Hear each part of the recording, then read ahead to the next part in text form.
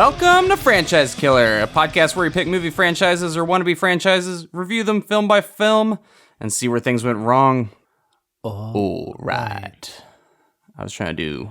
Do you really think you're right? Or do you think that maybe, just maybe, you might be wrong? I was trying to do Glass, but I do like your McAvoy. I should have played off of that. That a wasn't little even more. McAvoy. Was it Sarah Paulson? It's Sarah Paulson. Oh, you sounded like... Yes, I know. I went for... it somehow ended a little British. You sounded like Patricia. You need to have like a very slight lisp to the way she talks. Like there's kind of a S Do you sound. think that just maybe you might be wrong? I don't know if that was the best like direction. Well, maybe not for An David. attempt was made. I'm Reese. Across from me we have... Pew, pew, pew, David! To his left... Irina. To my right, Dante and Sky yet again. Noah, his absentee card is pretty well punched at this point. Threw it down, and if he has one more miss, he's going to get a free club soda if he comes here. Yeah, but yeah, Noah's not with us again. I'm kind of sad. I wanted to hear his reactions to this one. I've noticed he's been skipping out on our less well-reviewed movies, which is making me sort of suspicious about him. But something came up with him. Please tell the world. Yes. They don't need to know. I wasn't going to tell them. Yeah. But, I mean, it's a mundane fact. So, I mean, He's I not don't know here. if he'd care. And it's first name Mr., last name AJ. So he's got Mr. two last names. AJ. And the movie we're talking about this week is the final film in M. Night Shyamalan's Eastrail. What is it, David? 177. 177 trilogy. It's Glass. Perfect glass shattering effect. Thank you for that. That's what I'm here for. And the movie, it came out in 2019, right before the pandemic, or the year before the pandemic. So it still had that, I don't know, full audiences in attendance. Not any weirdness with that. Just barely dodged that bullet, unlike M. Night Shyamalan's last film, which came out peak pandemic. That film being Old. Yep. We watched that one. Yeah, we did. Directed, as I said, by M. Night Shyamalan, who also directed, and we're going down the list again. I don't know if you've listened to the past two episodes, I've done this rundown every time, but for new listeners... For the people who just want to listen to Glass. Yeah. He directed Praying with Anger, Wide Awake, The Sixth Sense, Signs, Unbreakable, The Village, Lady in the Water, The Happening, The Last Airbender, After Earth, The Visit, Split, Old, and the upcoming Knock at the Cabin. Ooh, I like the name of that one. I'm pretty sure you said that the past two episodes. I don't even remember that. Ooh, I like the legitimately name don't. of that I don't know if I did. I think you probably did. We'll see. I wouldn't put it past me. I'll text you when I start editing Unbreakable, and then I'll text you again when I start editing Split. Oh, good. The movie stars, once again, James McAvoy, Bruce, not once again, oh yeah, kind of once again, Bruce Willis, Samuel L. Jackson, Anya Taylor-Joy, and Sarah Paulson, among others. Spencer Treat Clark, that's the other one. That's the son, right? The son, yeah. I remembered it off the top of my head, which is kind of impressive. I just remember, I think that his middle name pulls it together. Treat. Yeah, so I'm like, Treat. That marries the Spencer and the Clark. That's how my brain works. There you go. Written by, once again, M. Night Shyamalan, which continues to be the double-edged sword for some of these movies. And for those... Oh, one fun fact about this, I don't know if we want to talk about this, but the last two films, once after Shyamalan's rebirth, after, like, I think Last Airbender was the ultimate, kind of, almost ultimate death blow, and then After Earth came out, and that was just kind of like... not identifiably a Shyamalan movie in any way. He was basically just hired on to do basic directing duties for a sci-fi movie. So his footprint is not on it at all. Like the only thing Shyamalan about that movie is the end credits where you see directed by M. Night Shyamalan. But he had his resurgence with The Visit, which was self-funded, I think, for $5 million. No, he made the movie off of his own money. No one wanted to pick up that movie. He went over to Jason Blum, who runs a Blumhouse, and if you know what that studio is all about, I think we discussed this on the Split episode, but they fund a whole bunch of like horror and horror adjacent movies for a low price, and they capitalize off of that by having a larger marketing campaign and getting butts in seats and having a good return on investment that way. So Blum was the one person who finally was like, yeah, let's do this. Well, what better director if Blumhouse and their plan, what better director than Shyamalan to just bring people, get butts in seats? I know, just to get that name, I don't care if he's directed a whole bunch of duds. If I can get you on the cheap, like a director who has directed some amazing films in his past, I don't care. If the movie's bad, I can still say like, oh, we had a Shyamalan movie. That's exactly what they were thinking. Yeah. You just know that when he proposed it to them, they're like, yes. Yes, absolutely yes. Plus, the movie was already made. They could watch it and know that it wasn't like The Last Airbender or something, you know? I think people were so scared of just the Shyamalan name being attached to something. The flip of a coin. Because, yeah, there's this infamous moment where he produced that movie Devil, which it takes place in an elevator. There's like a demon in an elevator or something. Okay. Apparently it's okay. I haven't seen it. It looked boring to me. But when that movie's trailers came out and M. Night Shyamalan's name popped onto the screen, there was almost in every theater just audible laughs. And I think that's what studios became scared of is his name became like the thing to point at and make fun of. But then he did Split, which also was self-funded. We talked about that. A little more expensive than Visit, and I have to imagine that's because of having James McAvoy on there. Anya Taylor-Joy is probably a cheap hire still at that time. Who I think she'd only been on with Witch. Yeah. So that was $9 million versus Visit's $5 million, and that movie just massive success. Same partnership with Blum. And here we are at that point, he's cooking with gas, fully revitalized his career, and Glass, once again, self-funded. $20 million, self-funded. Apparently, like, if this movie did not do well, he would have had to think about selling his house or something like that. Which, to that, I'm like, did he not make a lot of money from the massive return on Split? And maybe he's throwing money at other projects. You never know. This is a madman. I'm just Wait, surprised. so is he homeless now? I don't know. I can't reveal how well this movie did. The end of the episode, friends. Yeah, we'll have to see. If you want to know, listen to the end. But yeah, I mean, here we are with the third self-funded movie, more than double the budget of the previous one, and let's see if he has 3 strikes in a row on his hand, right, guys? Oh, Great. I mean, what do you think? Regardless of your thoughts on this movie, that's pretty impressive, though, that he's one of the few directors to climb his way back out of a hole. Yeah. Like, I can't think of too many others who have had this big of a comeback in that same way. Yeah. I crossed that threshold that only so many directors do, where I don't think it matters how many duds he has anymore. Mm-hmm. It really doesn't. I think he could pitch a movie to Blumhouse or some sort of production company, and they will make it. Like, I know that he has some larger companies that won't do it, but I think people will go see his movies no matter what. It's about creative control, because the reason he self-funds is it gives him like final cut on his movies, no matter what. Like, all of my ideas that I want to be in this will be in this. If he accepts no studio meddling. Yeah, if he accepts any form of co-funding or having the studio fund it, then that opens them up to, hey, you have to change this, you know? So I guess he gets a blank check for all his movies. It's just his own signed blank check. It's like, here, M. Night Shyamalan, you get this check. It's like, thank you, M. Night Shyamalan. Yeah.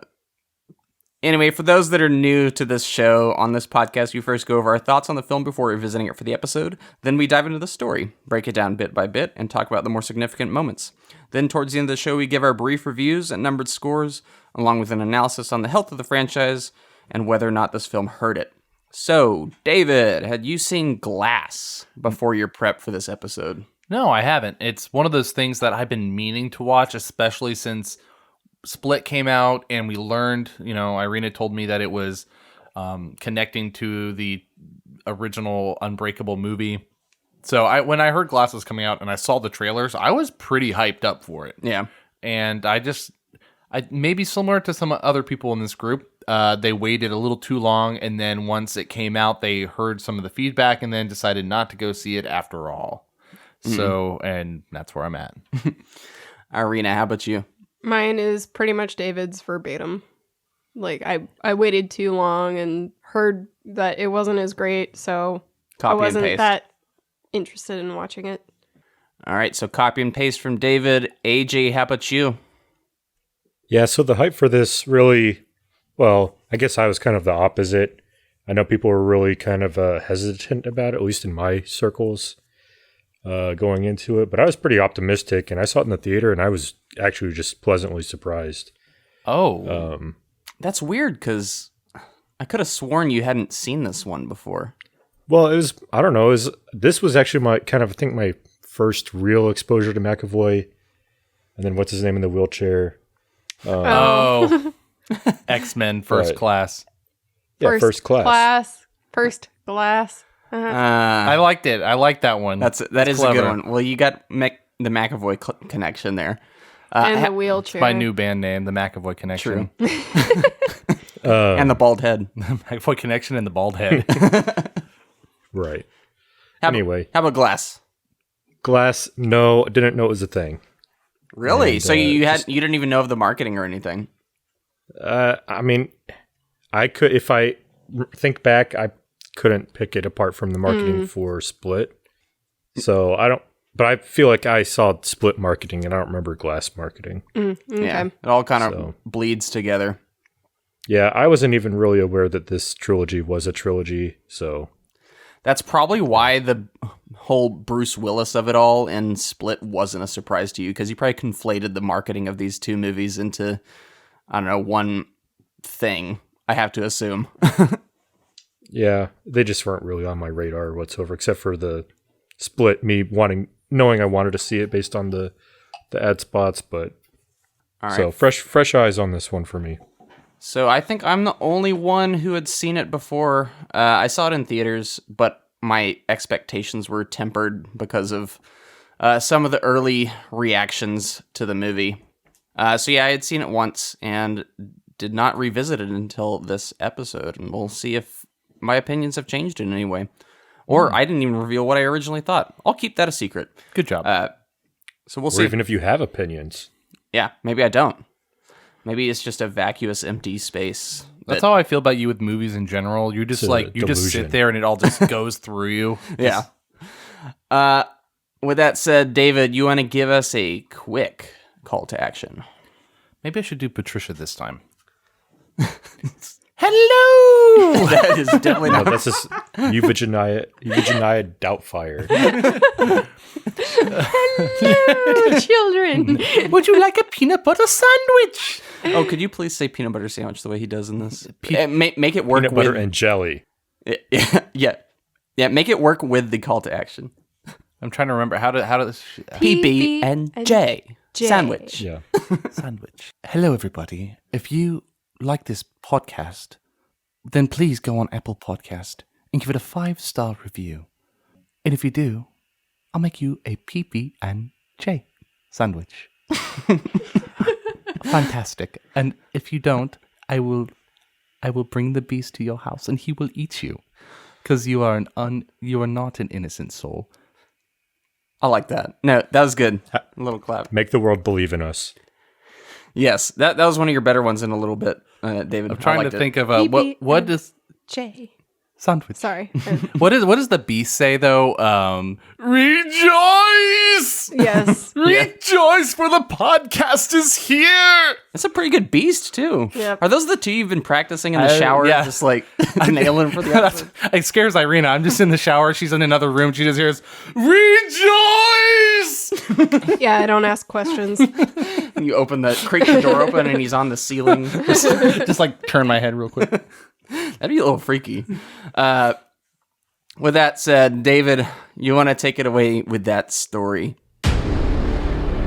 My bones break easily. I've had 94 breaks in my life. But you have an extraordinary IQ. This is not a cartoon. This is the real world. No way. And yet, some of us still don't die with bullets.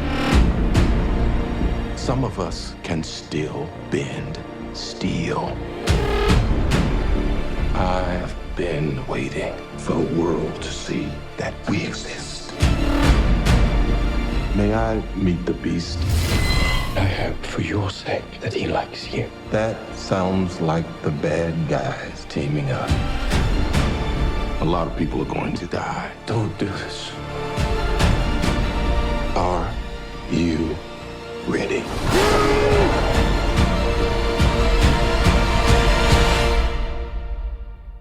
What do we call you, sir? First name, Mr. Last name, Glass.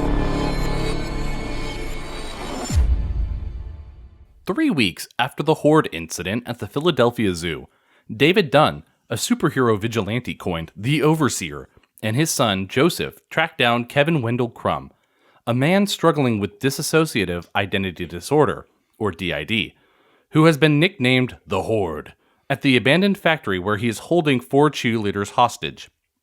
David engages Kevin's superhuman personality, the Beast, in a brief battle until armed forces led by Dr. Ellie Staple intervene and imprison the men at Raven Hill Memorial, a psychiatric hospital.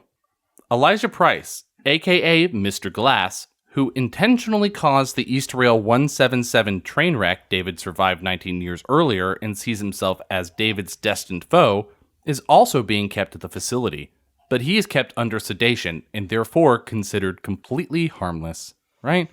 Yeah. Right. David and Kevin are placed in separate rooms that contain unique security measures based on their weaknesses of water and light flashes, respectively. I don't know if that's his weakness necessarily, but all right. Staple explains that she believes that they suffer from delusions of grandeur and do not have superpowers. Mrs. Price, Elijah's mother, Joseph Dunn, and Casey Cook, a victim who survived the Horde's captivity, all try and fail to convince Staple that superhumans are real. As part of her final evaluation, Staple brings the 3 men to a room where she challenges them with explanations for their seemingly superhuman abilities that are not supernatural. David and several of Kevin's personalities become confused and distraught, while Elijah remains catatonic. That night, Elijah escapes from his room and conducts research on the Overseer and the Horde. He visits Kevin and says that he has been feigning his sedated state and plans to escape the Institute, but he requires the help of the Beast to do so. The next morning, Staples sees surveillance footage of Elijah outside his room and performs a prefrontal lobotomy type procedure on him. When he is alone with his caretaker, Elijah kills the man, revealing the procedure was unsuccessful because Elijah had sabotaged the surgical laser. He frees Kevin and then manipulates David into using his strength to break out of his room by relating a plan for the Beast to reveal himself to the world at the opening of the Osaka Tower, a new skyscraper in Philadelphia, while Elijah destroys a chemical lab in the building, potentially killing thousands. Mrs. Price, Casey, and Joseph arrive at Raven Hill just as Elijah, Kevin, and David escape. Staple, also witnessing the fight, decides to call the authorities to move in on the superhumans. David and the Beast fight in the Raven Hill parking lot for a while before Elijah tells the Beast that David's weakness is water, at which point Joseph reveals that Kevin's father died in the train wreck that Elijah caused. The Beast thanks Elijah for contributing to his creation by making it so that Kevin was raised solely by his abusive mother, before mortally wounding him for manipulating the situation that led to Kevin's abuse. He throws David into a water storage tank, but David is able to break through the side, drenching the surrounding area. Casey manages to bring Kevin's dormant original personality into the light, at which point a sniper fatally shoots him and Kevin dies in Casey's arms.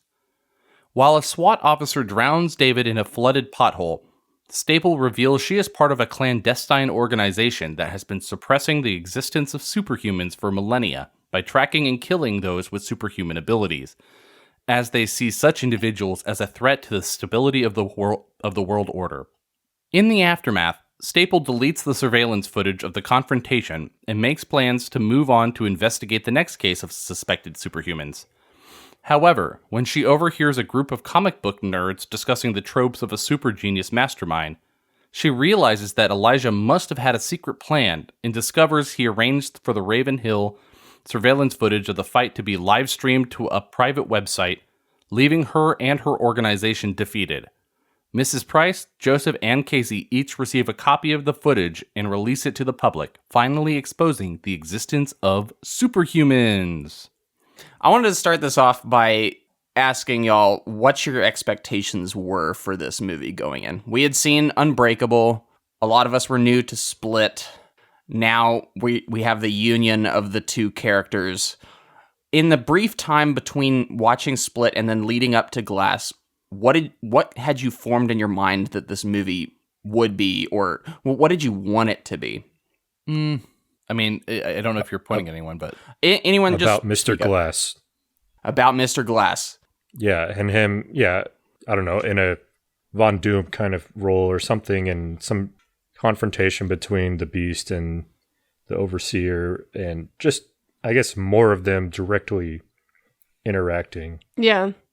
Mm-hmm. I was thinking of some kind of interweaving of these three characters a little more. Mm-hmm. But also, since it was called Glass, I had this idea that he was going to take over as sort of this central figure of, maybe antagonism or whatever in this film, because it's pretty much named after him. Yeah. And each of these characters have had sort of their own film to set their own tone. So I thought this one would focus a little more on Elijah. But yeah. when did we get his first line? Yeah. As far as I go, I didn't have any expectation as far as plot because I just stopped thinking about it once I heard it wasn't good.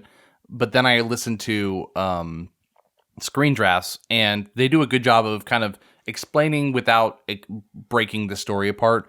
And there were some people who said they really did like it, and as long as you don't have the wrong expectation, you'll like it. So, as you know, Reese, I kept telling you, I was like, I'm going to keep an open mind. I'm going to like this movie. I'm going to try real hard.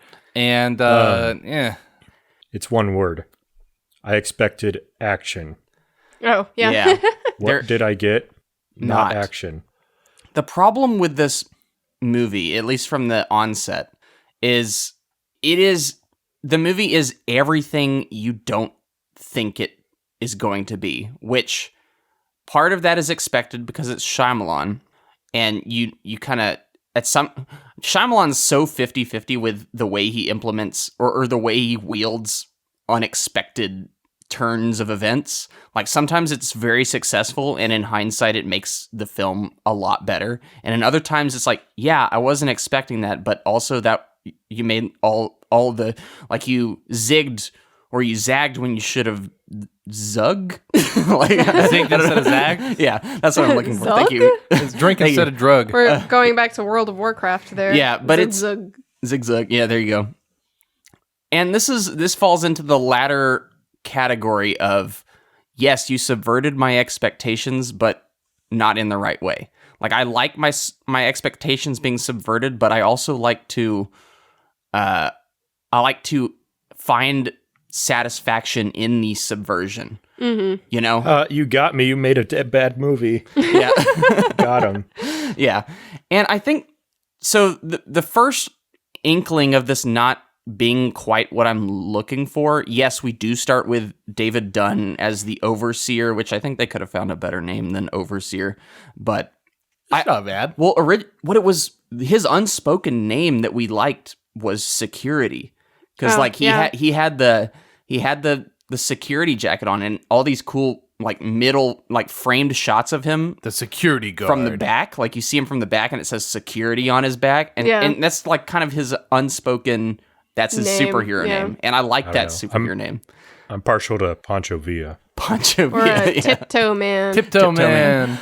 Overseer is just kind of like a bland, like, all right. The Man, Overseer. I don't Sure. really It almost have sounds like a a villain name. problem with it because it's more like the newspapers named him. He didn't really have a choice with that. You could definitely do worse, but I'm also hearing Shyamalan's voice speak through those newspapers, him saying that this is a cool name. I think you're hitting on something that seems to be a theme with this, is you really hear Shyamalan maybe a little too much when you're watching this movie. Oh, and his cameo. It's one of his roughest. Like, I think it ranks almost like on the level of badness to Signs. Like, I like Signs a lot, but his role in Signs is so just, I like, think- okay, you need to get out of the frame as soon as possible. At least please. with the roll in signs, I can kind of make it work in my brain because the movie is a little bit surreal. Mm-hmm. This movie doesn't feel like it's trying to be surreal. Yeah. It's actually trying to plant itself in reality. Yeah. And that's the problem, is there are so many moments that are just uncanny, uncanny valley, where I have trouble blending them. I think what you've touched on is the Shyamalan effect, which is he likes his realism, but inherently his style doesn't lend itself to realism. His writing style doesn't feel very realistic. There's some weird sort of dreamlikeness to his movies, but he wants it to be real. Well, it's like off kilter. Yeah. Like he has said that this is the most realistic, down to earth superhero series. He And I'm might like, be right. yeah, I get that it's that. It is that, You're not but wrong. also the way people behave is otherworldly. Yeah, like yeah. it's unnatural. Makes no sense. Yeah. In fact, I think the most down to earth one, I think the first two, a legitimate argument can be made for those being more down to earth, realistically performed movies. This one gets into the uncanny Shyamalan valley that we're talking about, and that's, as I said, the first sign that this might not be delivering on what we think, because David Dunn, and I know partially this could be because of Bruce Willis suffering from aphasia or whatever at the time, which we didn't know at the time, but maybe they were struggling with that on set.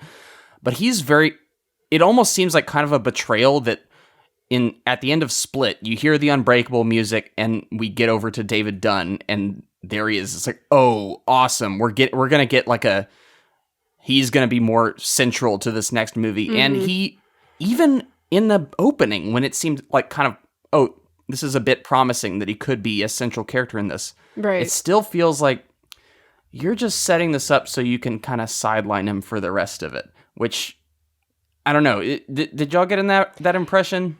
Yeah, I think he was still able to carry some of that same silent energy that he had from the first film, but it does feel like his purpose here was very small. Yeah. In the grand scheme of this plot. Yeah. He provided next to nothing, actually. I did feel like he was sidelined quite a bit. Yeah, it just there's no part of this movie that feels.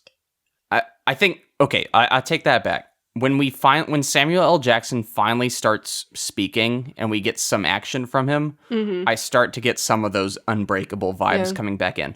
But almost none of the stuff with Bruce Willis and Spencer Treat Clark reads like it's from the same movie. For me, they didn't feel like the same characters. characters. From all the other characters for most of the film until he has to face them in combat. Yeah. Sorry, go ahead. They also dropped this bomb on them that, the mom died, the wife died. Right. Yeah. And then never really kind of follow up with the repercussions of that, other than that one psychoanalysis scene on the son. But they go through these kind of flashbacks of him and the grief stuff, but it's just that's just left hanging. Right. Yeah. I think there are a lot of moments where they're trying to kind of curry this emotion from you with each of the characters, but you're kind of just jumping around to each one throughout the movie, and you don't actually really get to feel it because you're just sort of thrown into oh, hey, remember this bad thing, or this bad thing happened to this person. Isn't that sad? And then we move on to the next character doing, whatever they're doing. Also, you're telling me y'all can't get Robin Wright? You have Bruce Willis, Samuel L. Jackson, and James McAvoy. You can't get Robin Wright? Maybe she had scheduling conflicts, which, whatever. But you could just easily not have her in it. Also, what big stuff has she put out lately other than House of Cards and... she's been in things, but I don't feel like her schedule is super crowded. I would have liked to see at least a cameo from her. Right. I don't think they needed to kill her character. Yeah, well... Yeah. So, the actress had a busy 2018 as she became the central character in the final season of Netflix's House of Cards and was confirmed to appear in Wonder Woman 1984. It's possible that Shyamalan considered having the actress actually appear in David's Delusion, with Wright's schedule preventing her from actually appearing. All right. Well, still, I feel like it's Shyamalan. He could pull some strings, get something. If they really wanted her. I think if Shyamalan had called her up, said, "Hey, you want to be in this movie?" I have a feeling she might have said pros and cons. Yeah. Pros and cons. They're juggling so many people already, and it would be nice. I'm surprised House of Cards went that late, and like I thought that Honestly, was over. yeah. like, Well, they were really forever spaced ago. out, so Yeah, that show seems like it's been done forever, though. Not I think my issue at this point, the only part that actually started triggering me as why are we doing this, was when we got to the whole Raven Hill institution thing. Mhm. So up until that point, I was actually on board. I didn't have a strong feeling yet, but I was like, okay, yeah, we have Dunn, we have the Horde, Spencer or the Treat Beast. Clark. He's back. Everything is getting kind of interesting. I like where this is going at this moment, but then you cue Dr. Staple, and everything she says is like a wet blanket on any excitement I might have about what's happening. Oh, yeah, and also this location is so bland, except for this one really pink room they go to. Mm-hmm. Like, everything else is just, here's a really bland room for us to throw you in with some flashing lights. Or here's another bland room we'll throw you in that shoots water at you. Like, I wouldn't mind the bland rooms, but the fact that the dialogue isn't making up for it. You're placing this character we don't know, Dr. Staple, as almost a, pardon me for this, but sort of a cock block for any chemistry that might happen. Any fun. Exactly. Yeah. and that sequence lasts for like 20 minutes. Yeah. I think I wrote in my notes that her character, like, Sarah Paulson does really good with her material, but the material is the ultimate. It's like, oh, are we about to have fun? Guys, go to your rooms. Like, let's not do that. Honestly, it is a mom who is just like, you know what? I've had enough with this. Go to your room. No more play. Time out. Go. Yeah.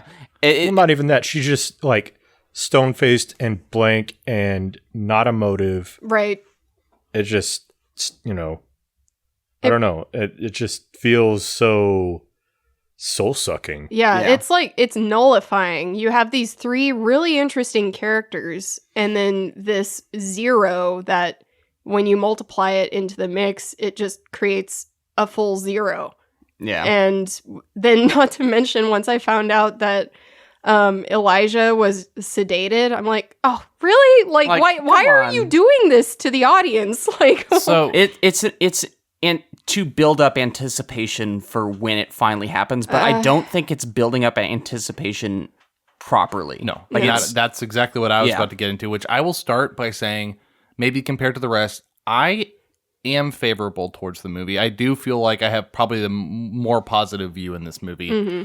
There's a lot of good to say, and I want people out there who do enjoy this movie to know I found a lot of things I did like in this movie. The intro being a part of it. Mm-hmm. But the main issue is Sarah Paulson's character, and the fact is, to build toward the reveal at the end, the sort of trick play that Shyamalan always throws in, it comes with her character, and it wouldn't have been better, or it wouldn't have been worse if they tried to get someone who was more emotive. There's nothing wrong with they could have even done even better and had somebody who was more villainous. I think that would have also been, if you find out later she was actually, trying to help. The thing is, they spend so much time on her and her just talking to them, when what she's saying is really, really basic information about the human psyche, and she kind of just repeats that over and over. There's nothing nothing really insightful. There's nothing new that she's explaining to the audience that actually piques any interest. It's so annoying because I thought Shyamalan had his mojo back, in the sense where, oh, you don't need to tell the audience everything. Yes, at every and corner. this movie does it everywhere. Because Visit doesn't do that.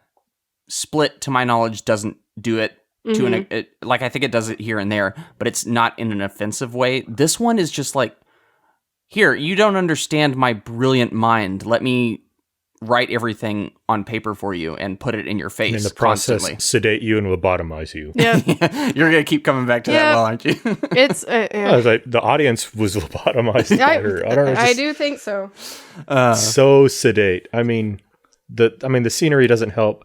It feels like this was during lockdowns and COVID or filmed, Right. and all the actors were stuck at home and used their webcam in their own office to film their scenes. Yeah.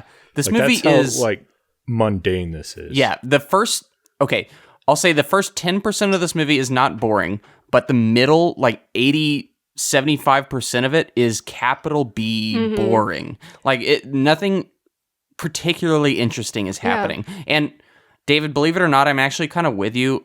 I originally thought I hated this movie after my first viewing. Like I was in the theater, this is one of the worst things I've ever seen. Like like at every turn, at every time it's supposed to make a decision that I want it to make, it makes the wrong decision.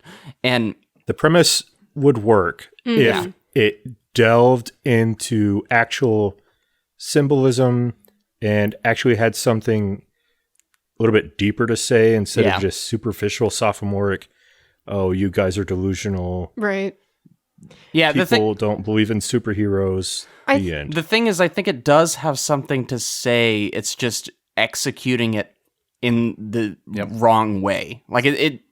Go ahead, Arena. I was just gonna say it does have the message, but it's the exact same message that Unbreakable and Split were essentially going for. Which is, oh, no, you can't have superpowers. Like, that's not a real thing. No, then they prove it is a real thing. And afterwards, oh, it's what's different about us. There's people who are special out there. Like, that message has already been said. Yeah. But they're kind of trying to do it again in this movie. And it's like, no, like, what does this evolve to? You're just kind of, like, trying to hammer home the same message. And when Dr. Staple is trying to convince them that they're not special, we as an audience are like, yeah, that's not fooling us. We know they're special. Yeah. Like, why are we spending so much time with this? Even when it seems like the Horde is shaking on that belief, I still don't believe it. I think for me, what it boils down to is, I mean, obviously the writing, but like if you take, for example, Split, there is the dialogue and the situation they're in and how they're talking to one another. Your brain is constantly trying to figure out what's happening. It's forcing you to think. This movie, the closest it gets me to think is, why is she talking this way? Like, nothing she's saying is provoking me to think deeper. Nothing. Yeah. Absolutely nothing. And I would say throughout the whole movie, the biggest thing I was wondering is, how did they get them here? Like, how did that pass? Like, did they just, like, illegally take them here? Why is she talking this way? It's funny, it took them, like, 20 years to capture David Dunn, this big brooding guy who just comes in and punches things, and yet the moment the Horde is revealed, it's like... They shined a bright light on him. 2 weeks later, they find him. I have questions. So, this lady... Staple? Yeah. She's like an anti-superhero... She's part of this anti-superhero organization that in the past they would just neutralize the superhero, but she's like, let's do it in a more humane way. Let's gaslight them into thinking that they're not superheroes. Which what a plan. They've been an organization for 10,000 years, they said. Also, if you're doing that, maybe gaslight them in their rooms instead of bringing them all together in one room to where they... Oh, here's other ones that believe the same thing as me. My first question when I figured that out was, okay, you're saying that you have two people who are opposites that bring each other up, almost kind of like Hancock, where it's like you have your opposite, and then you guys start clashing, and then you both sort of realize you're superheroes, and we have to neutralize that. Right. How about kill the supervillain, and then David Dunn is on his own fine, like he has no foil. Yeah, he's just doing his thing. Yeah. I don't know. It's like, what is the end goal of this? I guess Clover Society is what it's called. Yep. Yeah. I don't know. 3-leaf clovers. Like, dark black clover or something like that. The end goal is to eradicate superhumans from society. So why do you have to... It seems like she's trying to prove something to herself more than them. Right. Like, why do you have to convince them that they are delusional? Like, just kill them. I have the You get the same end result. Yeah. I would have to watch it again. But I have the feeling that she almost proposed this idea instead of just killing them, where she's like, no, we can humanely bring them back to normalcy or something. Like she had her own sort of research that she was trying to do in that field, because she keeps saying things like, I didn't want it to be this way, sort of a thing, or whatever. But it's just, this is a whole other story for a whole other scenario that he's trying to tie in here, where we've built these connections with these characters and now you're trying to integrate this, oh, but there's a secret society. Well, if you want this superhero film to feel grounded in reality, that's kind of a big card to play at the last minute. You know, it doesn't really mesh with this trilogy in my mind. Well, I think if there's one thing to say, it's supposed to be the birth of something like more extraordinary. So I think that's why at the end of this movie, you're starting to see like, oh, we weren't allowed to fly until this final moment. My only problem with that is I had myself set on these 3 central characters, which we are given some side characters, but they are given virtually nothing to do. Yeah, I think Spencer Treat Clark gets the most out of his side role, whereas the others, like Anya Taylor-Joy, might as well not be in this movie. She does is read some comic books, and she's like, "Oh, it is real." And then she touches him. Yeah, she touches him, and he's normal. Yeah, since when did she have like the anti-Hulk like it? I get there's Black like Widow. a connection or whatever, and she probably brings him to that sense of calm. But there's the whole situation at the Raven Hill Institution. It's so boring, and we sit there so long. This is when another director would be like, okay, nothing's progressing here. We need to pass the baton to another group of people so that they can make progress somewhere, and then we can jump back into the institution when something is happening. Yeah. So this would the be titular character. Yeah. Or this would be a great time to do like, okay, now we have a meeting of the side characters who maybe they can start figuring out what this Clover thing is. Like, why is this woman doing this? Why do they have, they could at least have some sort of suspicion and work together. That way, by the end, we're more on board with this new generation. Yeah. But we watched this last night together, and I pointed out, at the hour mark, 60 minutes had gone by, nothing had happened. Yeah, that's a huge cinema 60 sin. minutes. So, and that's actually funny enough, the first moment that Samuel Elijah Jackson. Price like says something. Yeah.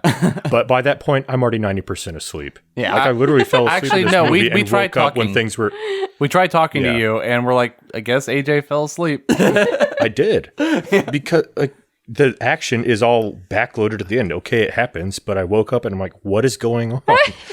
The people are actually walking around, not Not in drooling. cages. Right, right. Honestly, this movie feels like Shyamalan is trying to do David Fincher. Yeah. Where he wants to be meticulous, he wants it to be slow on purpose, but makes you think. And think like Girl argue- with the Dragon Tattoo. It's slow, but there's so much happening. Well, no, in you those can scenes. dive right back into M. Night Shyamalan. Unbreakable. Yeah. Slow movie, but Yeah. like deliberately slow. Yeah. Like in Yeah, an you're right. intentional But way. this movie does not stem from those two movies in that it doesn't. style.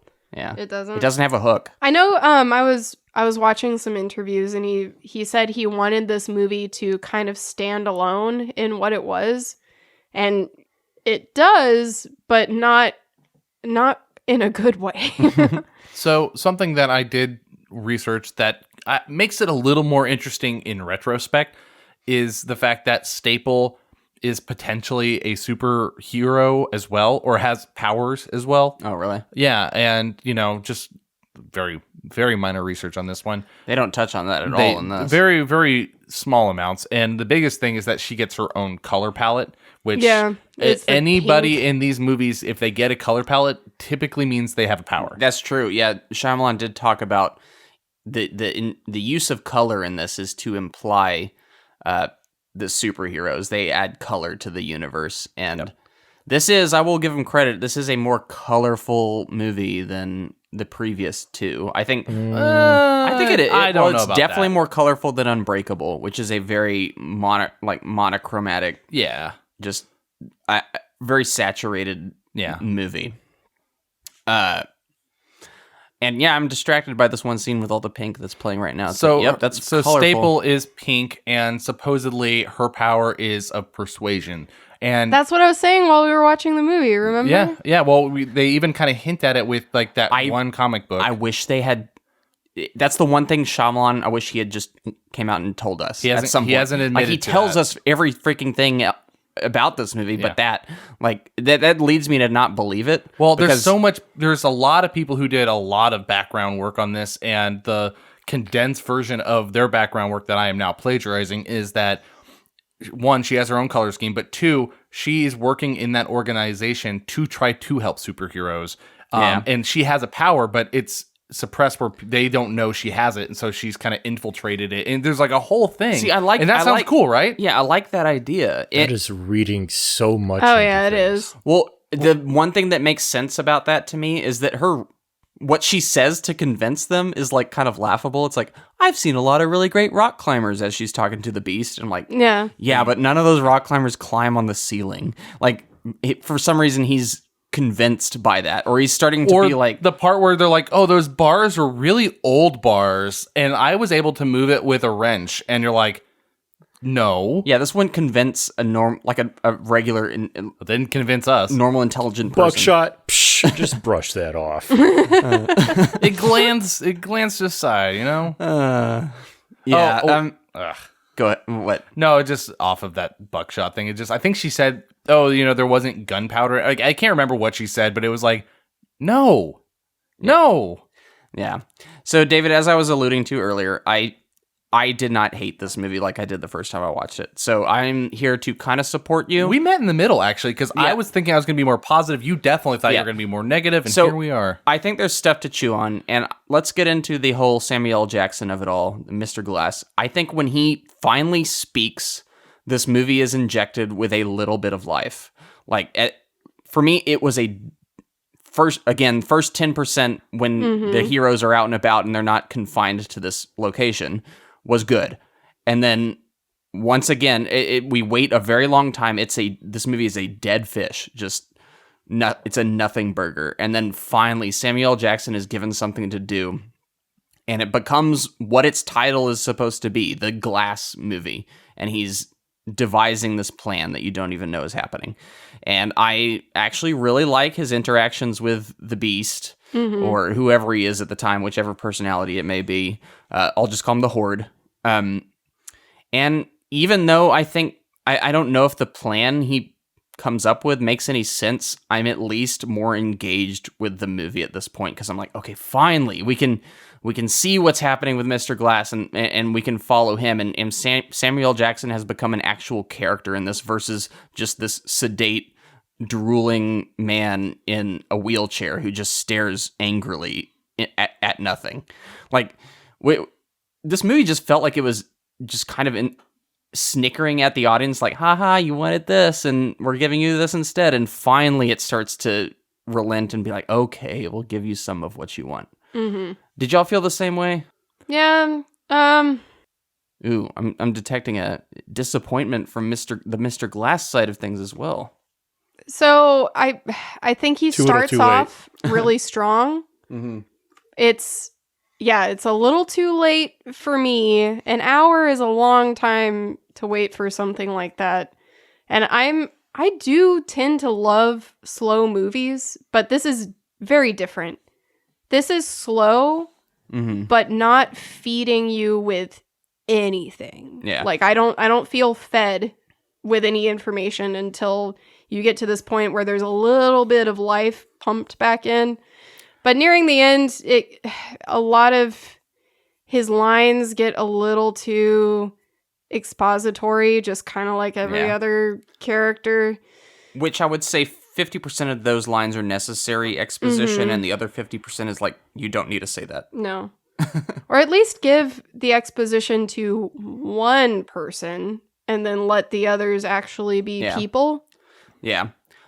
I really like how Glass is consistent. He's the most consistent with his character from the first one, though, where he believes. Yeah. And the interesting thing about this movie is you learn that he believes that comics really are influenced by, like, there are real superheroes. That's what he out said there. in the first movie. Yeah. That's I what he know. said in Well, Unbreakable. that's what I'm saying is consistent. Yeah, so we don't need to spend 60 minutes saying it Exactly. again. True. If you need this much exposition and hand-holding to explain such a little story, you need a different story. Yeah. Yeah.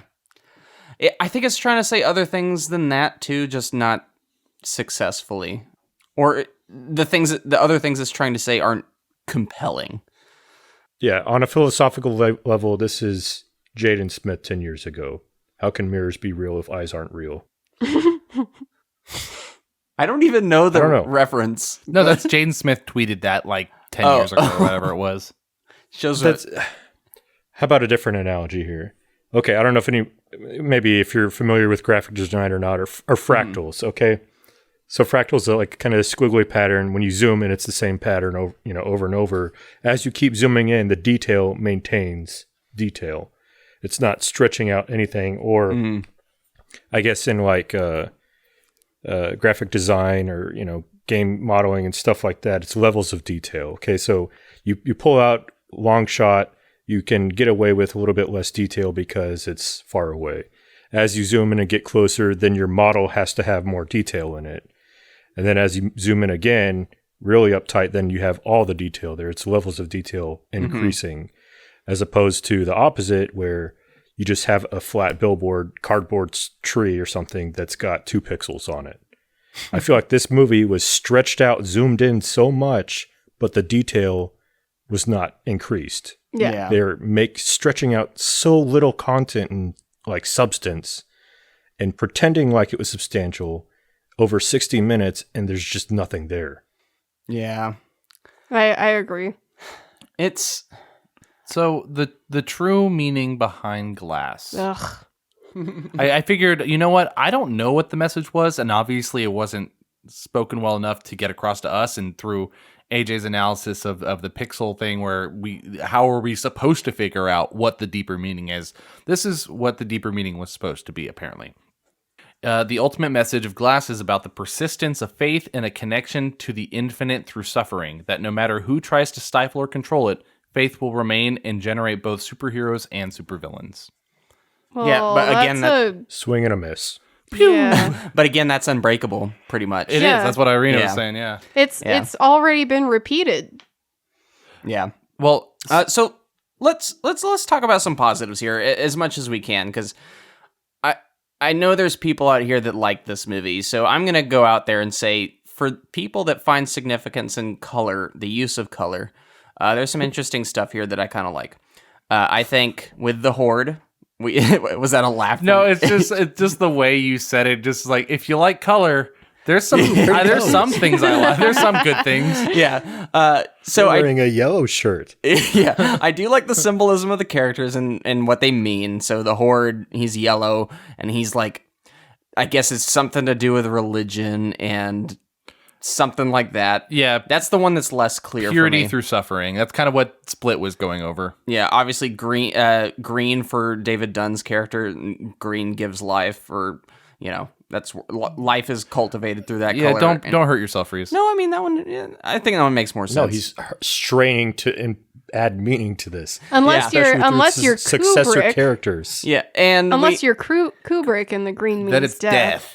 Yeah, and obviously Glass is royalty, and there's this feeling of, I think this is the strongest one, a feeling of self-importance with the color of purple, which I feel like if there's one character who feels self-important, it is Glass. Like he feels like he has this sense of destiny that he needs to fulfill. And I think that's the most interesting side of this movie, seeing the pieces come together for Glass in the sense that, it's actually happening. Like the moment Dunn is rolled into that room, or Glass is rolled into that room and sees that Dunn is there as well, it almost like answers any of his doubts that it's like, this was meant to be. Like, we are living this comic book. Like, this isn't a delusion. Like, everything I've thought is validated now. Like, I think there's interesting stuff, but only when it's like associated with Glass's character. Well, also the orderly, not orderly, well, maybe I can't remember what their role is. The nurse, the guy that's in charge of watching overnight. Yeah. He comes in with the big Maglite flashlight. Mm-hmm. He's like, "Are you getting out of your room? I could just drop this flashlight on your knee and break your legs, and no one would care." And then he does it, and then like catches himself. Yeah. And it's like, okay, so you're like exploring the depravity of man or something, and then just like, where does that go? What did that have to do with the overall picture of any? I don't know. Yeah, I think he was just trying to establish dominance over him. I don't know why. But why was that scene necessary? I don't know. I thought it was because he thought Elijah was moving around and he wanted to see if he could get a reaction out of him, just to see if he was actually sedated or not. So at no this point, were they deeper already meaning. suspicious of him getting out? I thought that guy was because he heard noises or something. Well, I do like also the fact that apparently Shyamalan had nearly all three of these movies in his head when he was doing Unbreakable. I think it was just the first two.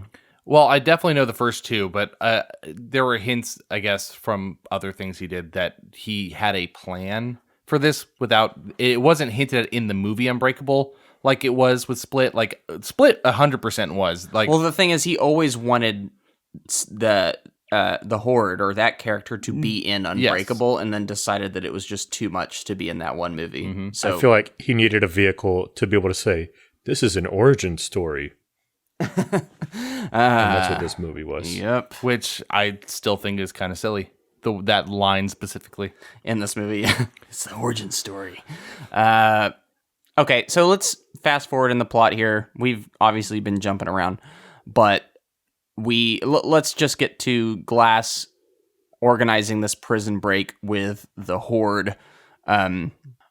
We have this really... Once they do actually break... I mean, Staple is kind of onto him at this point, I think, right? Or she figures out that he's been... we caught you on camera. Yeah. All that stuff. What happens then? Like, I'm trying to remember, like, the pieces. So they lobotomize him, yeah. or seemingly so, Yeah. and wheel him back in his room. Yeah. But then it turns out he's been not actually taking the stuff that they give him. Like, he's got this Right. little Well, he had, compartment in his the handle of his... before the lobotomy, he had actually gone into that room, the operation room, and he took like a key part of the machine so that it wouldn't actually work. And that's when he kind of breaks in and, releases the beast, essentially. Which to I see do what like he's that like. dialogue. That was one of the better dialogue scenes Yeah. when he's trying to convince the Horde, basically, to work with him. I like that he made it pretty easy. Like, I do get the sense that, I'm starting to really see Glass's quote-unquote superpower. Right. Where... Well, also the fact that he's unflappable. Like, Yeah. even in the face of this woman that he's been subject to for who knows how long, he's just still like, yeah, whatever, I'm still going to do whatever I want, and I Yeah. don't believe any of this. Yep. I do like the cinematography or photography and how these shots are framed. I do appreciate, especially when Glass finally rolls into the cell for Kevin or the Beast or the Horde. He's kind of backlit, so he's just in silhouette, and then the light kind of enshrouds or comes away from his head, where he's like kind of that enlightened. So that's his superpowers, his mind, and then he kind of reveals himself as fully aware. Yeah. I mean, there are moments of good, I guess, the visual storytelling or visual elements of story. And I like most... Yeah, Yeah, and I like most of their performances, too. Yeah, the writing's not perfect. yeah, the performances are good. Yeah. Performances are good. Like, I think James McAvoy's good again. I think they try to load him up with too many personalities here, but he's still great. They tried to ham him up. Yeah, he's still great in it. And Samuel Jackson is great, which is what I think is most important about this. I don't think he's as good as he was in Unbreakable, but he's very good in this still. Like, I think he embodies that character. I'm less high on the performance from Bruce Willis, but I mean, he's just being the stoic David Dunn. And he was at least warm and welcoming. Like, Yeah. I could immediately get back with his character. Yeah, but think He about had it. that rapport, I guess. He does virtually nothing in this movie. Like, his biggest moment is he gets convinced by Glass to break out of his cell with his strength. Like, what is his big? Like, there's no like fist pumping moment for David Dunn's character in this movie. The first encounter between him and the Beast with the table that was back good. and forth. Yeah, that's it. That's it. That's the. Well, I'm more talking about like all the like post the first Yeah. moment of this movie. There's nothing. Like, it's just, hey, did you like David Dunn's character? Yeah, well, don't watch this movie. Like, I don't know. If you're a David Dunn stan, you should not see Glass. I can appreciate probably speak for Noah here and say he absolutely hated what they did to him. So he watched it? No, I just know that's what he would say. Okay. Yep. I think he really would. Like, Yeah, he would take it as a personal insult. I have a feeling Noah would go scorched earth on this movie. Just like, Like he did with, the whole with pink, pirates. yeah. the pink room scene especially. It was like, this is so absurd. You have these three guys 2 feet away from each other that all these superpowers that are already try to kill each other at some point. Yeah. Like, and only David is chained down. Like, really? Yeah, I know. Yeah. I was like, really, with the Beast here too? Like, Yeah. Oh, but you've got a flashlight. It'll protect you. Okay, let's talk about my favorite part of the movie. I think the prison break sequence is actually pretty great. I love seeing Glass cut that guy's throat and then wheel his way down the corridor while the Beast behind him is just taking out guys. Yep. Like, that was a cool... That is a comic book thing. Really cool sequence there. Like, that was... I want to see more of that. We needed that an hour earlier. Yes. This should have happened earlier, and then been able to open up more time to swell to this finale. Yeah. To evoke Lord of the Rings as we always do, it was very much that scene when Gandalf is walking in on Theoden and Aragorn and Legolas are in the background and Gimli are just taking guys out. Like, it was that scene and it was cool. Like, give me more of that. Show me these cool, satisfying moments that I bought my ticket to see this movie to see. Yeah. Yeah, well, like the library or records archive or whatever, and he just kind of like rolls up and the Beast is just, predator. Yeah. That stuff's good. Stalking, yeah. Give me more of that. Like, where was that in the first part of this movie? You have no power here, Kevin Wendell Crumb. Yeah. But then things devolve again when we get out into the parking lot. Like, what a cool showdown area. The parking lot outside the asylum we've spent 75% of the movie in. Instead of Nakatomi Tower. Yeah, it teases this whole big showdown. Like, oh, finally, there's going to be something. Like, I get, this is again what I'm saying with Shyamalan and subverting expectations. Yeah, he knows I think that was supposed to be his red herring. Yeah. Yes, but also, like, when you're going to subvert expectations, give us something equally as satisfying in its place. Like, I don't mind being, baited and switched. Like, but, so instead, Shyamalan, that's really cool. We're not going to fight on a tower. We're going to fight in the parking lot. And David Dunn's going to die in a pothole. David Dunn's going to die in a pothole. Like, man. When you put it like that, it sounds so sad. No, it literally was just a little tiny pothole with a little bit of water in it, and it just makes me think. What the funny thing is, the guard who's putting his head in the water isn't even holding it in the water. He's just like dunk. Dunk. I think it was supposed to imply that he's resisting, but it didn't look like that. No. Speaking of which, I had a question on David Dunn's power. Is water literally kryptonite? Like, he loses all strength the second water touches him? Because I don't think that's the case. No, I think it's just he can drown. Like, that's all I think. I don't think it takes away his strength. This is where there's actual potential for the substance of the psychological, cognitive delusion, what have you, where the power of the mind, I think he has a phobia of water or near phobia of water. Yeah. And so he believes that it is his weakness. It really isn't, but because he believes it so strongly and has these traumatic experiences of water and drowning, it has that power over him. Yeah. That's where it really should have, needled in on the power of the mind, hence Glass and the power of the mind. Yeah. Instead, we just get Ellie Staples or Office Max or whatever, and droning on and on and on. No, there's talk about the power of the mind and cognitive things, and have Glass being manipulating things more, and just give us some breadcrumbs along the way. Yeah, I think the single worst moment in this movie occurs in this final showdown where like David Dunn is getting his head dunked in the water, and between like every breath, like Staples is like, hey, by the way, my plan was to take all of y'all together. I know y'all are super and y'all just can't be super. Yeah, meanwhile, he's dying. Why does he care? Why does he need to know? Well, He's dying anyway. I love this concept that AJ proposes with the whole mind thing. It's in his head. But what would have made this ending better, too, is if they not only delved into that, but showcased him in that water tank overcoming this sort of phobia and punching his way out. Yeah. No, which he just does. dies in the puddle. He dies in the puddle. Well, the thing is, he's in a tank of water and punches his way out, which means he had his strength to punch through a freaking water tank. And honestly, if you were going to kill him, have him die in the water tank. Yes. Like, why does he have to die in a puddle? It's like I love how you have this shot before, they go to the water puddle where there's a glance at, oh, look, there's a puddle of water. I know. Uh-oh.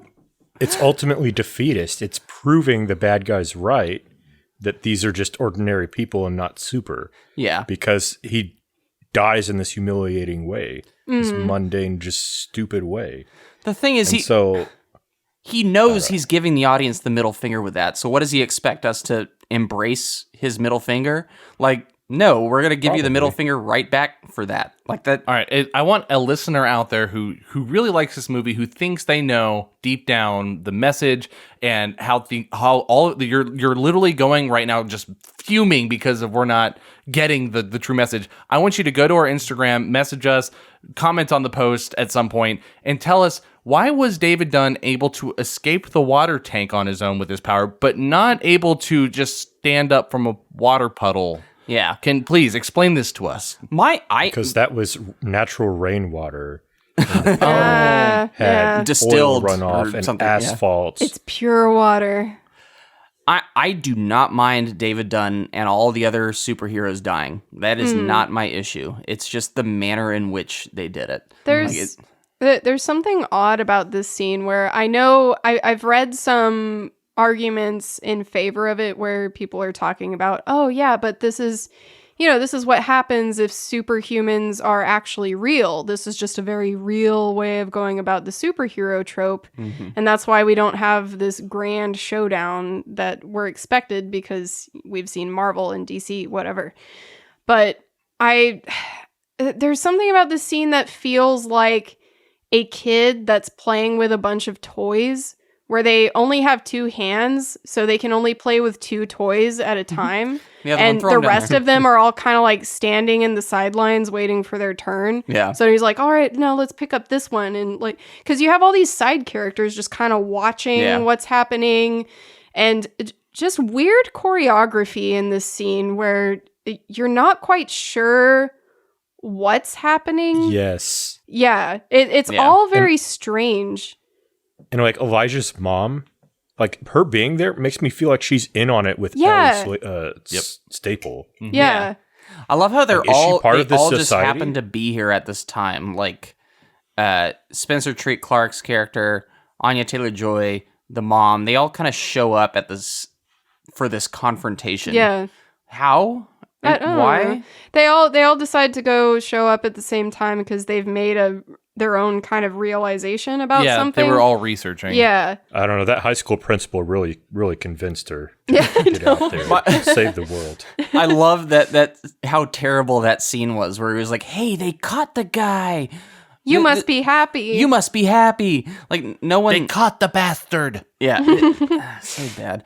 By the way, Anya Taylor-Joy's character, out of all the characters, even David Dunn, hers is the most inconsistent from movie to movie.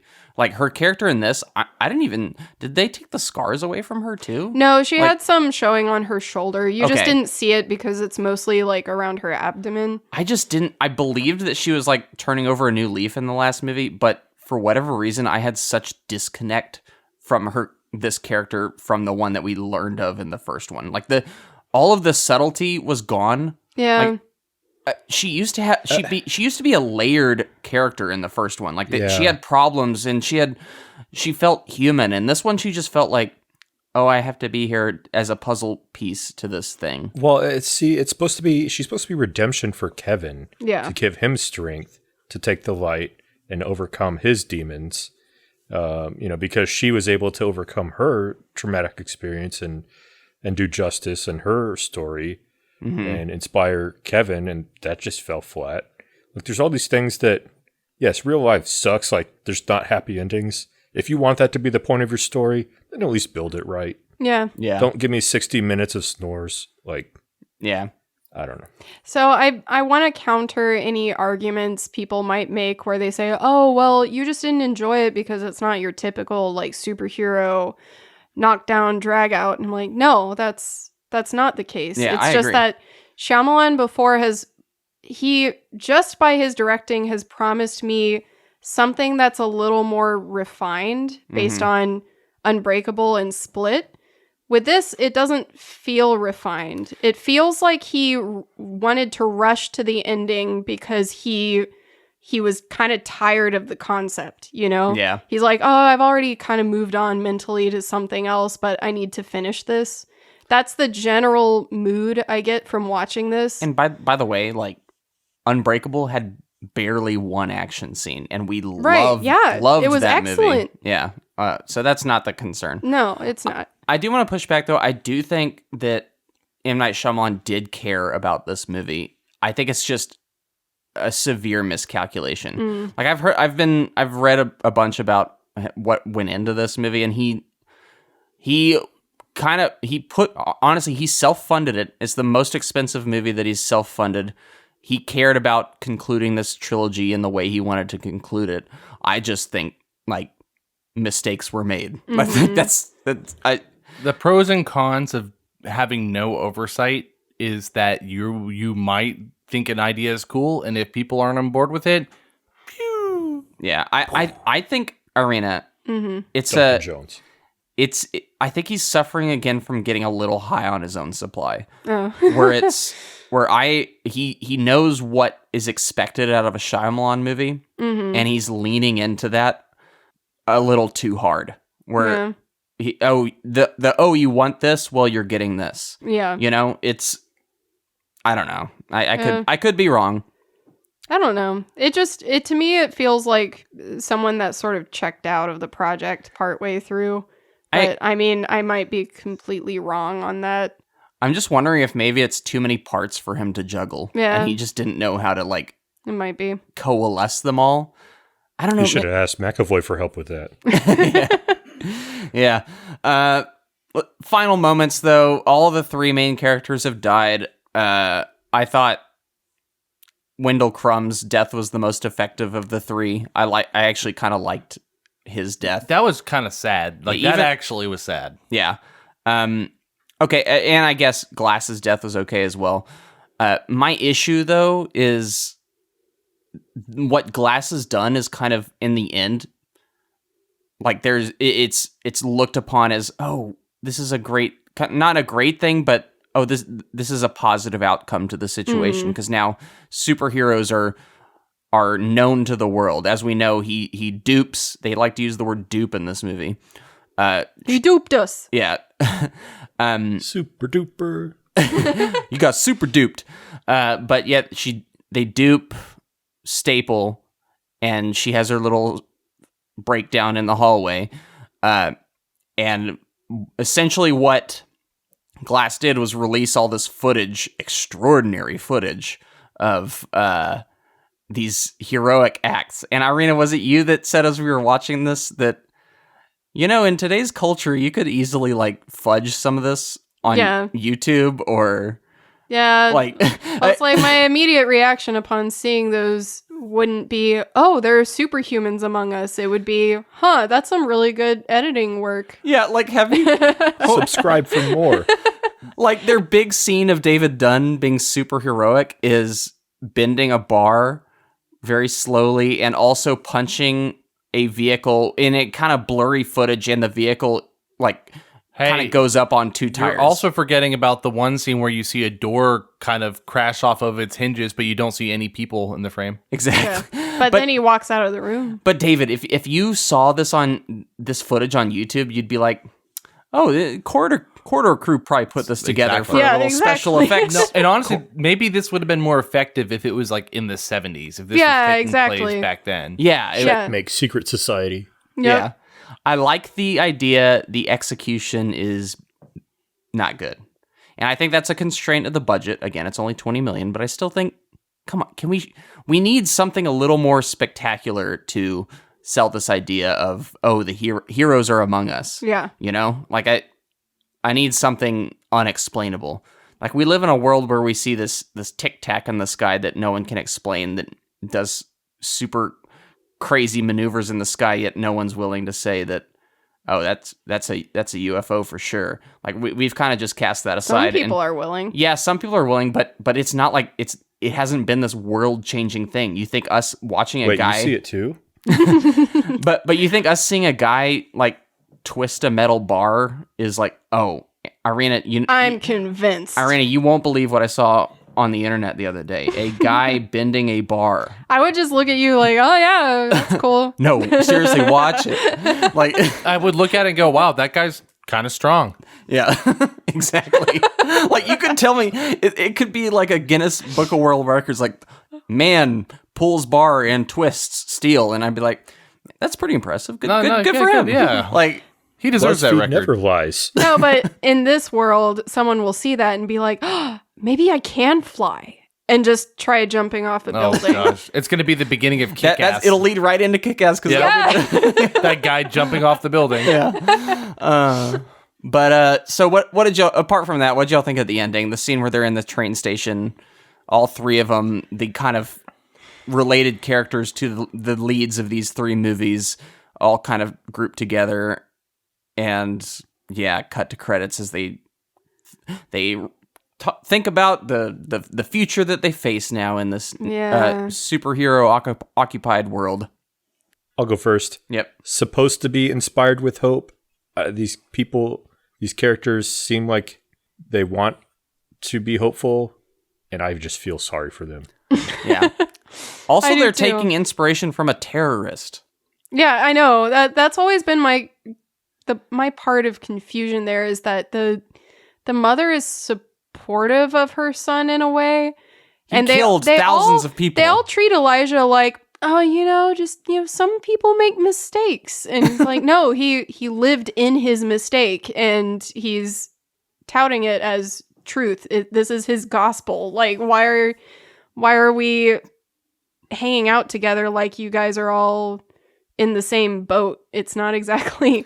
I don't know what. Well, yeah, I don't know. I still feel like she was in league with the spooks too. Like, yeah, I don't know. I don't know. Her character is very confusing to me. This is why I wish there was at least a baton passed over to these three, where there's some sort of understanding of what they are exactly. Like, I know this message is maybe one of them ends up with powers. I don't know. No matter what, you can't stifle the truth, or everyone's unique or something. We can't all be the same. Technically, based off genetics, Spencer Treat Clark's character could end up having powers. Yeah. So I don't know. There's a missed opportunity there, and having them all together, I feel like I'm supposed to feel this sense of, oh, they have this camaraderie, but there was never it's that. Disingenuous. There was never that to begin with. It was kind of just all, you have to assume they've communicated. Yeah. But we didn't get to see that. Yeah. I saw the ending. I didn't feel the ending. That's a good way of putting this entire movie. Yeah, honestly. There's no soul or emotion other than the yellow girl's a little bit empathetic nature with Kevin. Right. And actually, that's a really good highlight. The stark contrast between Staples here and the psychiatrist in Split. Yeah. The psychiatrist was such a great character because she was so empathic. Yeah. And this is the complete opposite. And I guess that's intended, but it just leaves this movie soulless. Yeah. I feel like we're hankering to get to our reviews here. Yeah. I'm holding So back. let's close off the story portion here. take a quick break. On the other end, we'll get into our brief reviews with numbered scores, talk about what critics thought, get into some box office, and close out with a little bit of franchise talk. So we will see you then. Put a staple in it.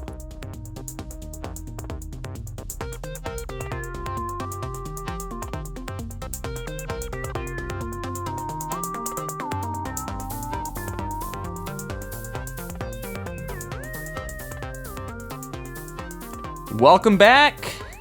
Let's talk Glass. David, you got our scores there. You want to pull them at random? I will. Alrighty, what do I got here? All right. First up, Reese. Why do you sound like you work at a carnival? What do I got? First up, go to Heist. We go to Reese with a 5. Yeah, I was feeling generous. If you had asked me at the end of watching this movie for the first time, like walking out of the theater, what are your instant thoughts on this? It would have been like 2 out of 10. Because I find this movie still to be an insult. I found it more to be an insult back then. However, I was chewing on it more this time, thinking about it. It is still not a good movie, but I admire. This time I found that I admired more the swing and the miss, whereas originally I took it as just a straight up middle finger. In this way, I take it as like a bat to the face, but they weren't actually trying to hit me. Like it was an accident. Like you know, like You're like, all right, okay. I'm mad at you, but I understand. Yeah, so I still had an unpleasant experience with it. I think its main sin is that it's just interminably boring for 75% of it. I think it gets off to a decent start, and once Glass is finally able to do something, it gets more interesting again. I hate. Did I say hate enough? What they did with David Dunn's character. Like, it's just nothing. Like, it's the ultimate just stab in the back from the ending of Split, where, you know, they dropped the music from Unbreakable, and then you go over to Glass, or not Glass, but you pan over to David Dunn, and it just excites you about the future. Like, oh, we're bringing his character back, and then what do they do with him? Nothing. They kill him in a puddle. Like his legacy is that he dies in a puddle. Like, after everything that he's done, he died in a measly little puddle, and I don't like that.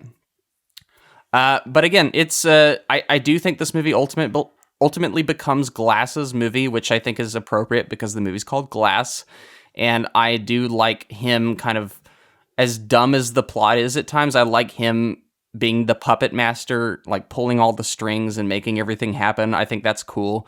I think James McAvoy comes back with another strong performance. Not as strong as Split. Like, Split really rose in my estimation upon rewatch, and McAvoy is a big part of that.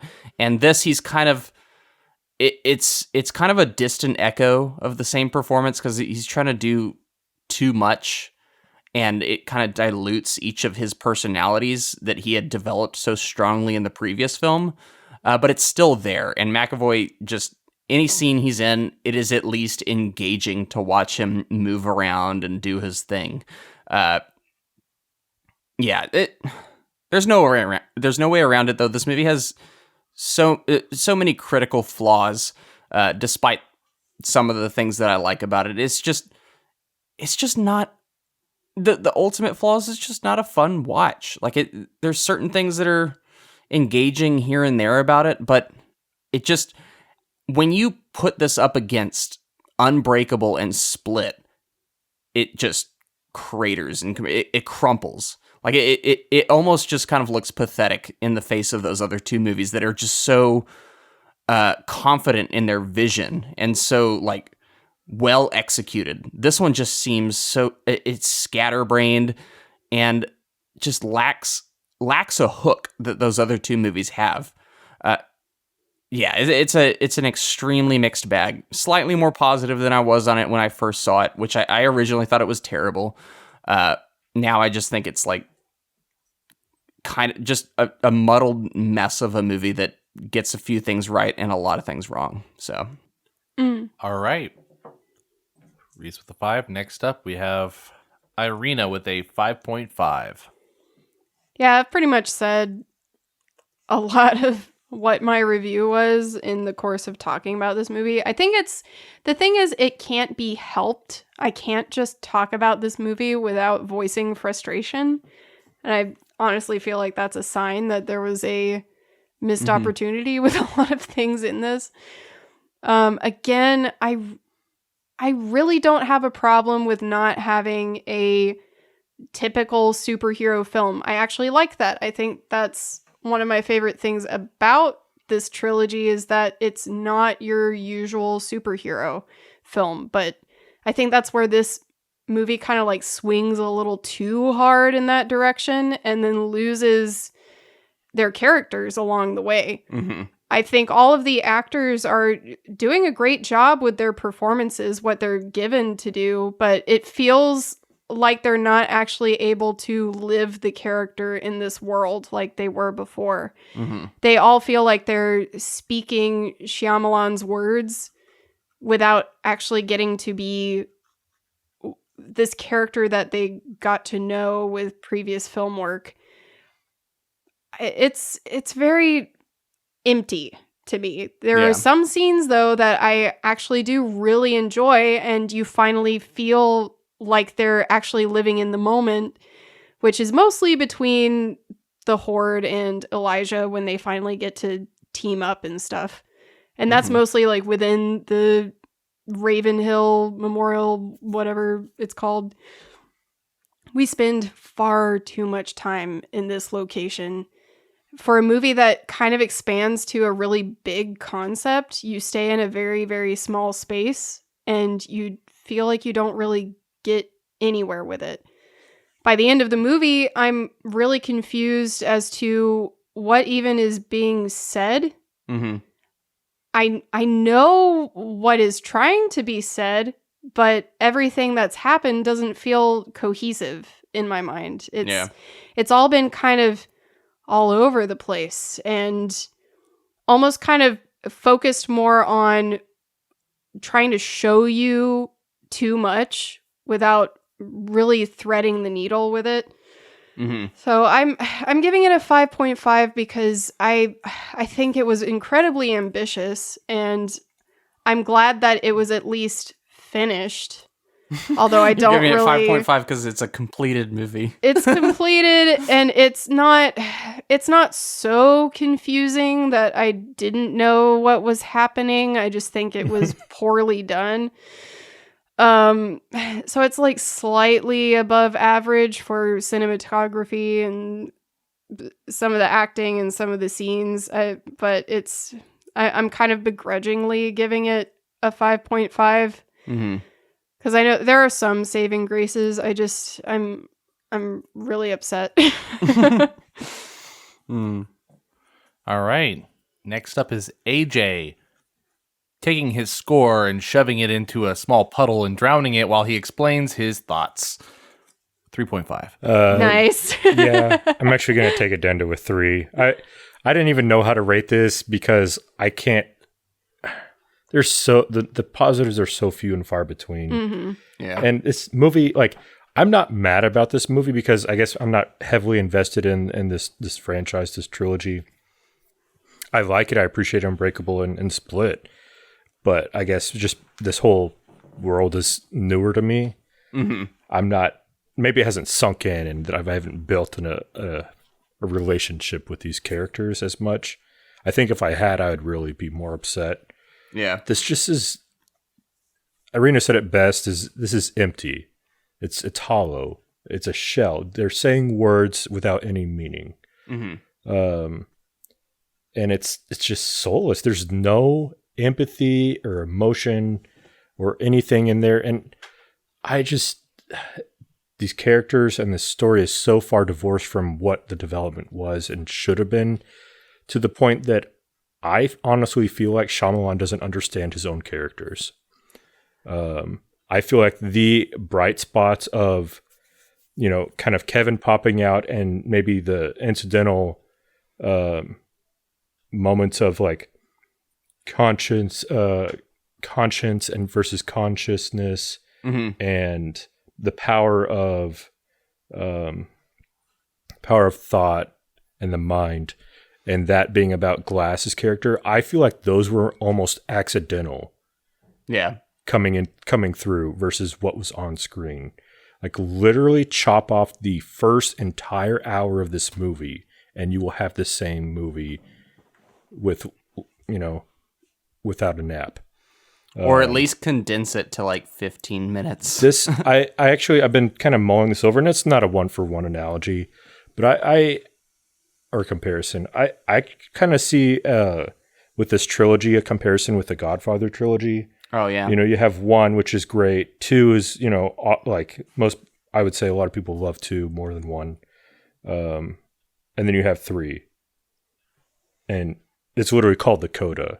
And that's what this movie is. That's what this part is. It's a coda. It's an after passage, just this section that's just kind of this afterthought wrap up. Yeah. The meat of the story has already been told, and this is just by the way. We saw these big characters. Mr. Glass needs more about himself to flesh it out and to release this world, to have this origin story, if we go along with Shyamalan here and what he wants to say. The origin story of humanity, but these characters as being superhuman, we haven't seen their humanity in this movie particularly. Mm-hmm. We've just seen sterile walls in rooms, and no one's actually in conflict with what Staples is saying. Yeah. And convincing them that they are mundane and regular. David says, no, that's those trains of thought never entered my mind. That's not how it happened. But there's never this feeling of when he eventually does rise up and break down the door to overcome. I don't feel like there's triumph over anything. Yeah. And it's just hollow. It's just so drowning in a pothole. Yeah, it's sad. The closest thing to any form of triumph in this movie is Glass getting his prayers answered, I guess. They're even we then, are but also he is very much a villain and a terrorist. He is. Yeah. But if we had been this movie about Glass, flesh him out more, have a bit more of his internal dialogue, and maybe have some kind of conflict of if he's trying to be good, why he gave up on being good and becoming a villain. We got more of that in Unbreakable already. Yeah. So there's just things here that were already said, and this movie is just a snore fest until a last little bit of action that was just a subversion of expectations. And it's unfortunate because there is potential here. I agree. And I didn't completely bomb this at a 1 or something just because I think I did like Samuel L. Jackson's performance. I did like McAvoy. Again, I think he was, chasing, or they were having him chase more of that formula, trying to kill the golden goose with that. And I even liked David and his interaction with his son. Bruce Willis. And I wish there's more of that as well. Yeah. It's just this movie had no human in this superhuman. It was just empty. So yeah, 3. It's a shame. Yeah, what a massive come down from Split, which I think we all lauded. Which I gave a 10. Yeah. It's almost like a different director made this. Yeah. We have one more, right? Yeah, we do. We have David with a 6. And I was between 5 and 6, and maybe I should have gone with a 5.5. I like to go more positive when I'm kind of caught between 2. But I'm definitely going to go to a 5.5. It just can't be a 6. And a lot of... Yeah, it's too close to a 7. A movie, the problem is there's no Yetis or football or... But is the movie rewatchable? Definitely can't rewatch this. You can't rewatch it. That's true. Unless you want to put yourself to sleep. And to get out of the way, David did in fact rate The Mummy 2 and The Dragon Emperor a 7 out of 10 way back in the day, and he stands by that, as he's always said. I always say it, and don't listen to any episodes that say otherwise. I think 5.5 is fair for me. There is there's a lot of positivity. Again, we've said a little bit when it comes to the acting is pretty decent. The cinematography is actually really good, I would say. And the concepts may be derivative of the last two we've seen, but I mean, I can see what he's trying to do. It's just not quite landing right. If there is a good movie here somewhere. I think I even heard that there was a 3-hour and like 10-minute version of this or something like that. And it just makes me think, did he cut out all of like the explanations and small minor things that would have added depth to the storyline? Because that's what it feels like. Yeah, AJ, you should watch the 3-hour cut of this. You might like it. I would watch it just for the sake of like, how are they going to make that work? I mean, that'd be really One Flew Over the Cuckoo's Nest. It's the thing is, I liked the concept. Reese and I were talking before I watched this. He was like, "This is a bad movie. You're not gonna like it." I said, I heard from other people on podcasts that there's some positivity to it. I've heard some people actually kind of like it. So I'm going to come in with, fist pumping. I'm going to find the positive.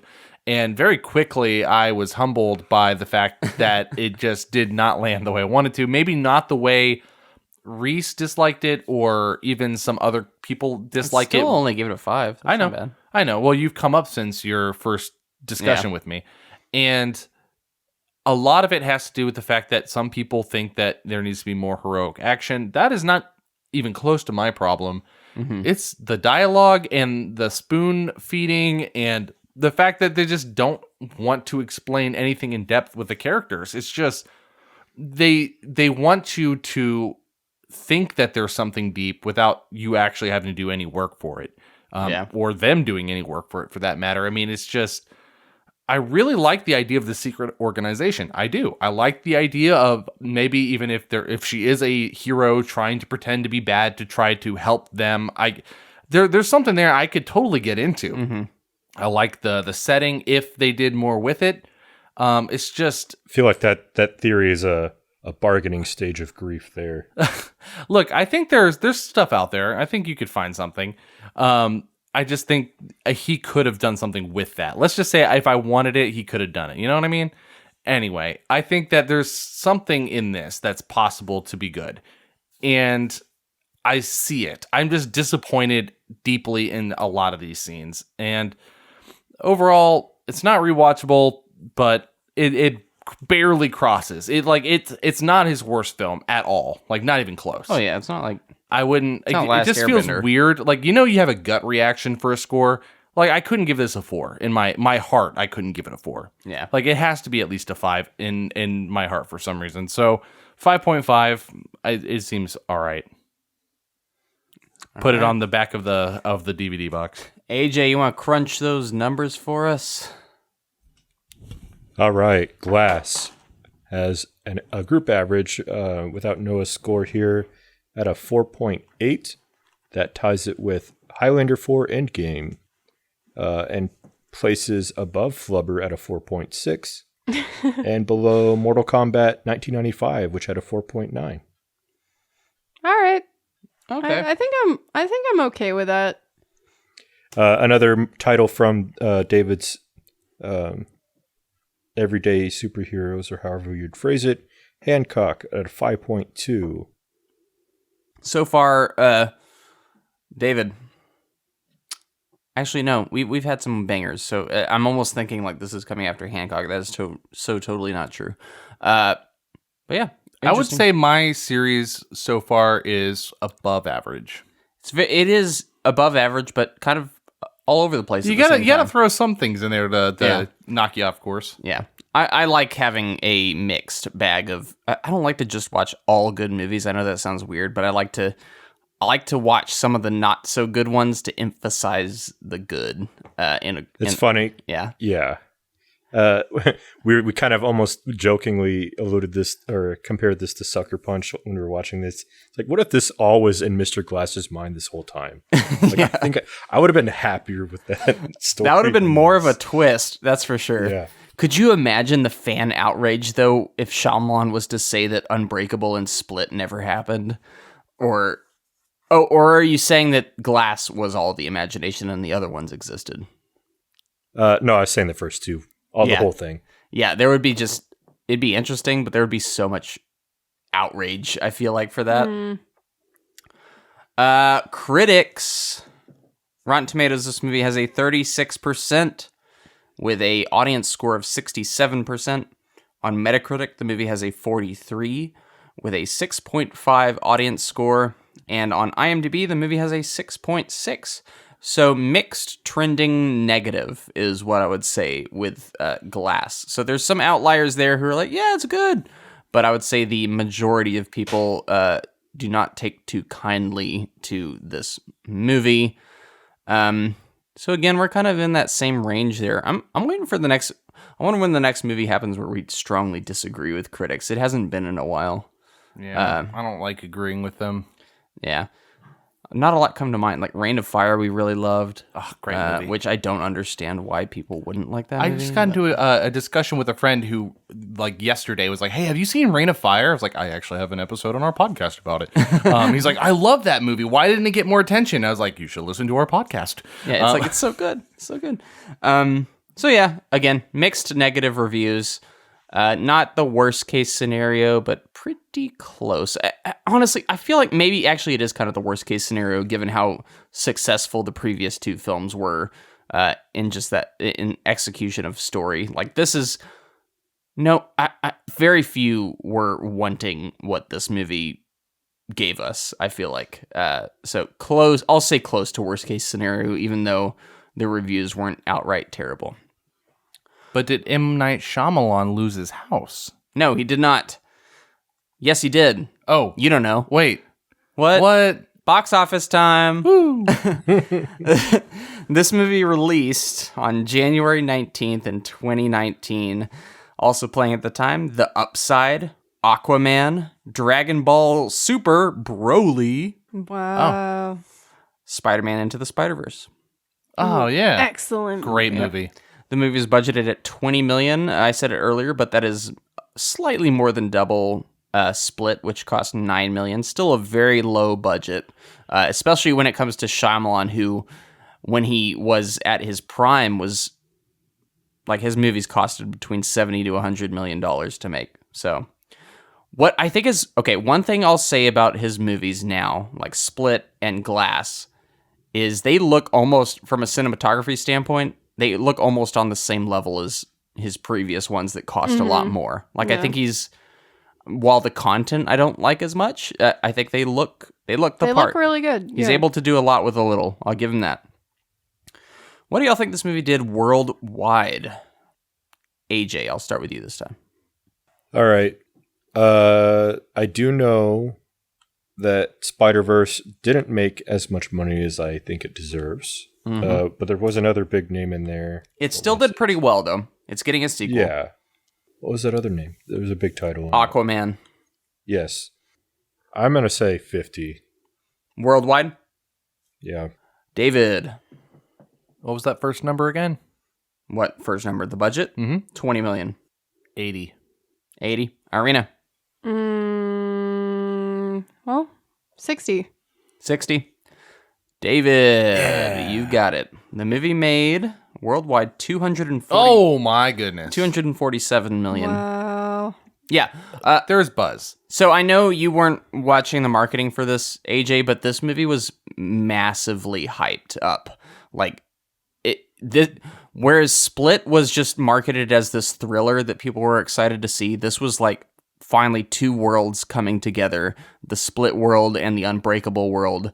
A lot of high hopes for this. Like I think they had been promoting, like he announced this shortly after the big success of Split, that they were going to bring all these characters back together, and it was like a minor Avengers excitement moment where these two worlds were colliding, and no one ever thought that it would happen, but here it is, it's happening. And that led to so people saw the movie ahead of time, or critics saw the movie ahead of time, and it got there was a lot of mixed reception ahead of release, so that tempered expectations a little bit. But the movie still managed to open really strong similar to Split levels, and it ended up with about the same total as Split did. I think it did slightly worse, but man, this movie did an insane amount of money for its budget, and considering that it did not get good reviews, was a massive success at the box office. Oh, maybe not massive, but really big, really big. This is like That's 10 times. its champagne budget. bottles were popped after this movie's box office run was done. Like it's That's crazy. I can't imagine sitting through the first hour of this movie in a theater. I know. Well, I did. That's just me, but I did it, and I was upset about it.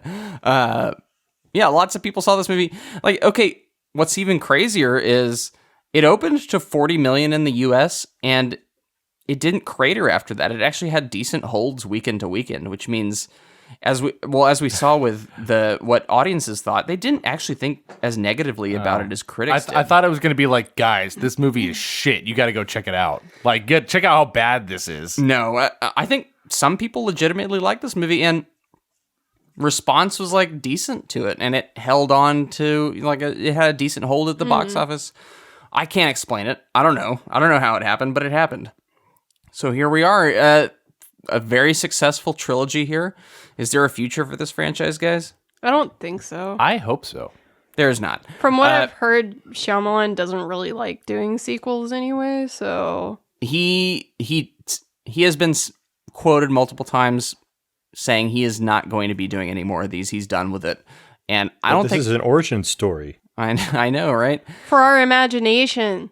Yeah, I don't think anyone's going to pick up his mantle either to carry it forward. Yes, I think this is one of those cases where the movie's made good money. The last movie didn't get great reviews. Let's just call it a win and Go home. Go home. Leave this. Leave this sitting over there. It's one of the rare cases of people, I guess, not trying to milk this franchise even more.